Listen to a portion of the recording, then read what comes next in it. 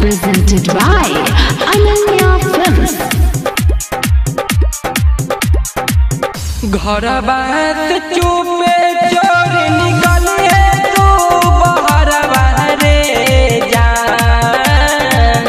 घर बात चुपे चोर निकल है तू बाहर बाहरे जान। निकल है तू बाहर बाहरे जान। रे जान कन्हू जी बाजारिया देखिन देबो एगो तरिया रे जान। रे जान कन्हौजी बाजारिया देखिन देबो एगो तरिया रे जान। रे जान कन्हौजी बाजारिया देखिन देबो एगो तरिया रे जान। Ananya Recording Studio, Patna.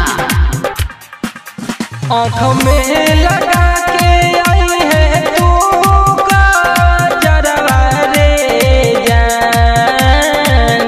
आँख में लगा के आई है तू काजरवा रे जान। लगाई है तू काजरवा रे जान।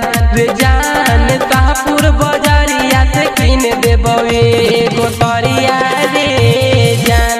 रे जान तापुर बाजारिया से किन देबो एगो तरिया रे जान।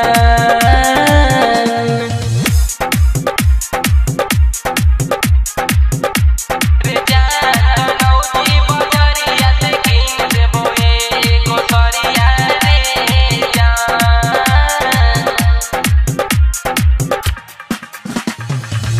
गया के तरिया पहिन के लगनी तू हीरोनिया रे जान। गया के तरिया पहिन के लगनी तू हीरोनिया रे जान। लगनी तू हीरोनिया रे जान। रे जान हिलता बाजारिया से किन देबो एगो तरिया रे जान। रे जान हिलता बाजारिया से किन देबो एगो तरिया रे जान। रे जान कन्हौजी बाजारिया से किन देबो एगो तरिया रे जान।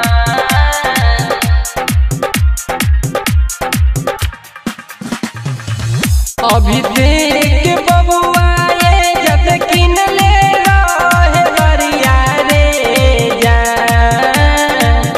अभिषेक बबुआ ये जत किन ले रहे बरिया रे जान। किन ले रहे बरिया रे जान। रे जान कन्हौजी बाजारिया से किन देबो एगो तरिया रे जान। रे जान तापुर बाजारिया से किन देबो एगो तरिया रे जान।